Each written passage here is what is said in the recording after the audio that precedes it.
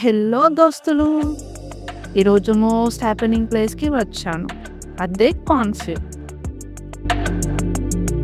Ambience మాత్రం మస్తుంది. ఇవన్నీ అయ్యే పనులా లేవులే, డైరెక్ట్గా వెళ్ళి చూద్దామని వచ్చాను. ఫైనల్గా నా ఫేవరెట్ డిజర్ట్స్ ఆర్డర్ చేశాను.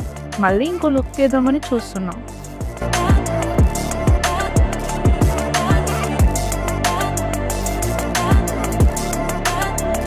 నాకైతే ఈగల్ కాఫీ మిషన్ మస్తు నచ్చింది.